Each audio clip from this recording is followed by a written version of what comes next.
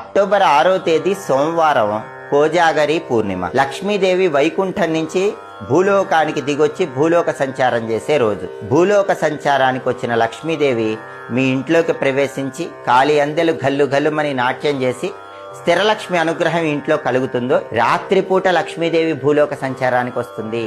కాబట్టి చీకటి పడ్డాక అందరూ ఒక ప్రత్యేకమైన లక్ష్మీ పూజ చేయాలి. ఆ పూజ ఎలా చేయాలంటే, మీ ఇంట్లో పూజ గదిలో ఖచ్చితంగా ఉండాల్సిన లక్ష్మీదేవి ఫోటో, ఏనుగులు తొండంతో నీళ్లు తీసుకుని అభిషేకిస్తున్న గజలక్ష్మీదేవి ఫోటో కానీ, కుడి చేత్తో బంగారు నాణ్యాలు వర్షిస్తున్నటువంటి ధనలక్ష్మీదేవి ఫోటో కానీ ఉండాలి.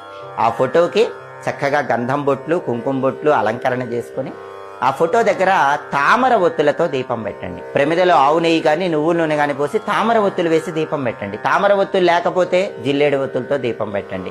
అవి కూడా లేకపోతే పత్తితో చేసిన ఒత్తులతో దీపం పెట్టండి. ఆ తర్వాత లక్ష్మీదేవిని తెల్ల పుష్పాలతో పూజించండి. ఇది ముఖ్యం.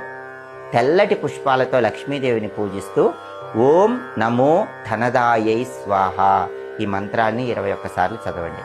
ఓం నమో ధనదాయై స్వాహ చదివిన తర్వాత పాలతో చేసిన పాయసం లక్ష్మీదేవికి నైవేద్యం పెట్టండి. ఆ తర్వాత ఆ పాయసాన్ని తీసుకుని వెళ్ళి ఆరు బయట వెన్నెల్లో ఉంచండి. చంద్రుడి కిరణాలు ఒక 10 నిమిషాలు ఆ పాయసంలో పడ్డాక మళ్ళీ తీసుకుని వెళ్ళి ఆ పాయసం లక్ష్మీదేవి ఫోటో దగ్గర నుంచి నమస్కారం చేసి ఇంట్లో సభ్యులందరూ ప్రసాదంగా స్వీకరించండి.